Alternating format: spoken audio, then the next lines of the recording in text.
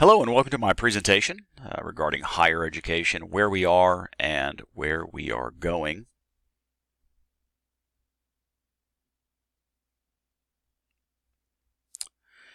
I will attempt to describe much of the content that we've talked about in ELPA 7120, the history of higher education in America, and in that I will attempt to relate that to the significance of higher education administrators, as well as personal significance to myself.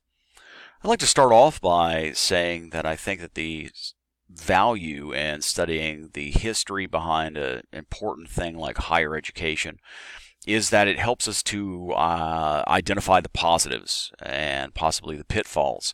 Therefore, we can maintain continuity with the things that we think are appropriate and make changes where we would like to see that done in the future.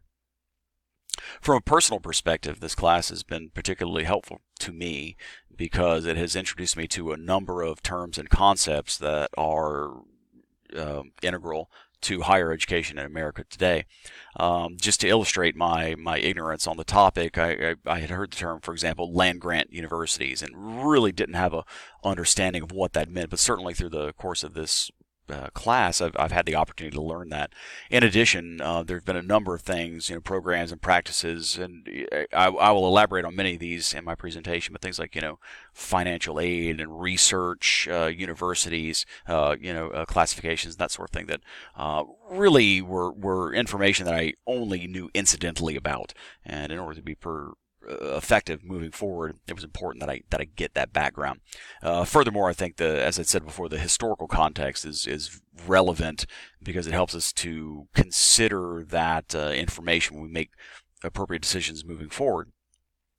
And the image that I have shared off to the right here is from the charter for Harvard University. You'll recognize that as being the oldest university in the United States, 1636, I think it says there on the page. So we've been working on this for quite some time now. One of the first facets that I'd like to discuss is the development of higher education institutions. Colonial colleges, if we can think back that far, largely mimicked the educational system from England, and so Oxford and Cambridge were strong influences. That's largely where we came from and what we knew.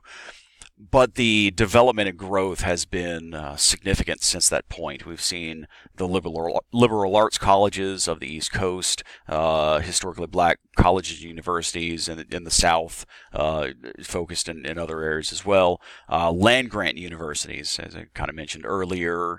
This idea of the American university, where we have this centrally located source of resources and colleges outlying, possibly even satellite campuses, as the California model.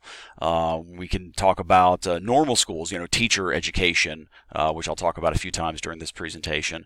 Community college, which again I'll talk about, and in more current topics, we could talk about online education. Hello, electronic world out there, as well as for-profit education that we've seen come to prominence here recently. The result of all this is a diverse palette, meaning that students have a variety of options that they can pursue. Organizations have responded to the needs and desires of students and the population and have aligned themselves with many of the goals that students will find attractive, and in this way they're attracting students. A student may have a desire to go to a historic university or a research university. Perhaps they would want to stay close to home at a satellite campus, or maybe pursue a vocational career at a community college. And these are just examples of some of the freedoms that we have and some of the developments that have occurred. It's important to me to realize this, and as an administrator in higher education, I'm not quite sure where my career will take me, but there's interrelationships, and they can be beneficial when treated the right way. Also, the physical campus, you'll notice, is called out here on my slide. I've learned in this course that the physical campus is a source of pride for many people. When I think of a prestigious campus, I think of something usually like a Harvard or Yale. I've never been to either campus, but that's kind of what I think of. The image that I share with you is a picture of ETSU. This is our administration building, Bergen-Dosset, and I think it's it's telling because of the design of it, the high ascension of stairs, the grandiose Roman columns. It's got a commanding presence. Even though when you think about a physical campus as a source of pride for university, it's important to note that even small campuses have pride as well. Especially if you have a sports team, that makes it all the much easier to kind of get behind. But people that have graduated and people that have local ties have a sense of pride, and it's something that we need to be aware of as higher education professionals.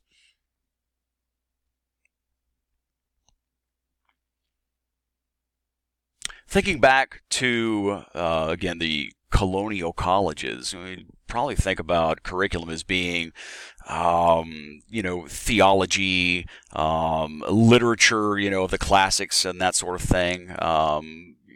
Even, divinity probably were among the main topics at the time. But things have evolved. Again, I think I've mentioned in respect to institutions that we have tried to recognize the needs and desires of students in the population. And so curriculum changes have occurred. We've seen the liberal arts colleges of the East Coast, provide opportunities in arts and humanities. There's early in interest, Southern colleges and other places as well, not only on the South, but in training the sons of wealthy merchants who would someday take over the family business or perhaps pursue a career in politics.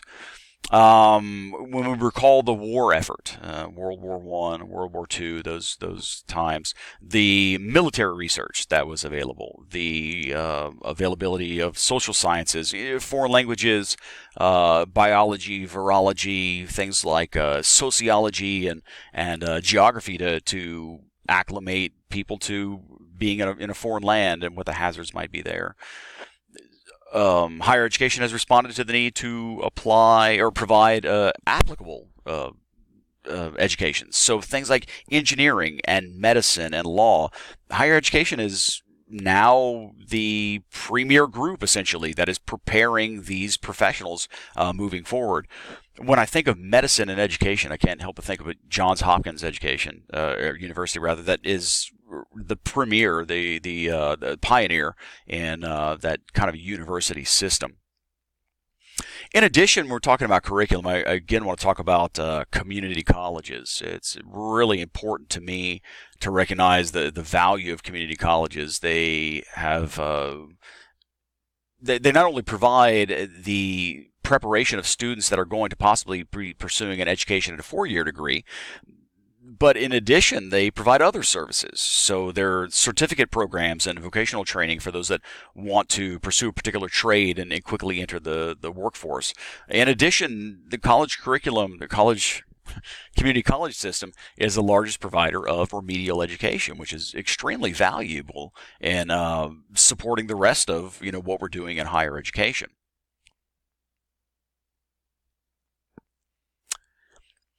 So, student focus.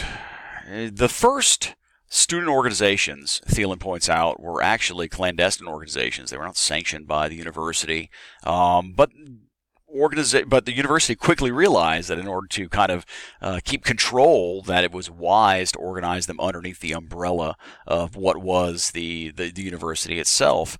Thielen also noted that what we know as fraternities today actually stemmed from students' interest in coming together for social and academic pursuits in literary societies. And I think that's important to consider. I included advising as its own point because while it might have been rudimentary some time ago, we provide advising to students with respect to academic advising and career advising and even counseling services, which kind of overlaps with the next bullet points there.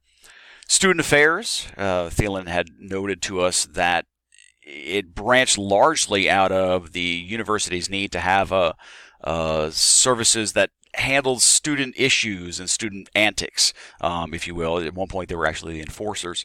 But we know in a contemporary sense that they have well evolved and really are there to try to provide services and resources that ensure that everyone, all students, have the equal opportunity for advancement and success in the educational career of the university.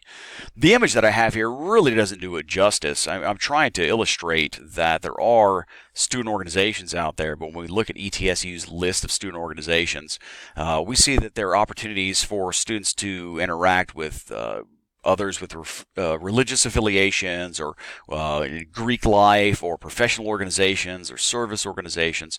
And again, the university does this because it improves student retention, and it's also a recruitment tool to bring students in, because it shows that we have things that they might be interested in being involved in.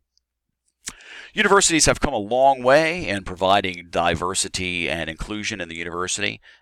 Black students, African American students, and women were some of the first minorities to kind of be included via the historically black colleges and women's colleges. In addition, we know that early on, American higher education, there was some selective admissions related to religion, meaning that some institutions were religiously affiliated. But we've come a long way, and many of those things have balanced out. No, I shouldn't say balanced, but the imbalance has changed for the better quite a bit. In a more contemporary sense, we're seeing more recognition of LGBTQ populations. We're seeing non-traditional students, student veterans, a number of students, for example, those that might be first-generation students, populations that we hadn't considered at a prior time.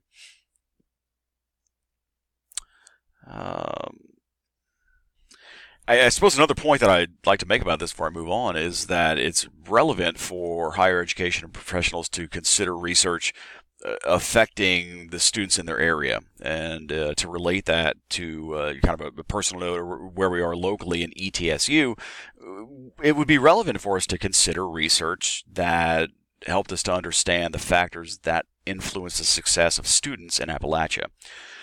Now, the degree of inclusion that an institution can achieve for students obviously is going to carry over to faculty, visitors to the campus, and also to the community. And I think the significance to me, as I've learned about this in the course, is that the history of American higher education has largely been the history of higher education of white males, and presumably wealthy and heterosexual as well. Extrapolating that forward, I think it's important for me to be aware of biases and make sure that my decisions are made with ethical backing as I develop or help to develop educational policies in higher education. With respect to access, again, I want to recognize the historically black colleges and universities, as well as the women's colleges, for providing some of the first opportunities beyond the mainstream, traditional, again, wealthy, white male students that we've seen out there. In addition, universities have made efforts. It seems like they've been spotted efforts with probably spotted success in providing scholarships, needs-based and merit-based. A lot of these come from institutions themselves, and well-intentioned. They attract good students, ambitious students, but also at the cost of trading off tuition. Understanding that tuition is a major source of funding for most universities and is very valuable and important. In terms of federal funding, we have the GI Bill and Pell Grants, which have been significant in providing students to higher education, servicing veterans as well as all deserving students that can meet basic criteria. As I mentioned before, we're now seeing more emphasis on what might have been underserved populations in the past. For example, first-generation students, students from Appalachia, and that sort of thing. Both support from the government as well as philanthropic donations that are encouraging us to do so. It's quite a bit of content to cover, and with only 15 minutes, I'm going to go ahead and have to wrap it up here. I'd like to say, in short, that the responsibilities of the higher education administrators is diverse and is ever-changing, and I'm very grateful for the opportunity to have learned from all this. So, thanks very much.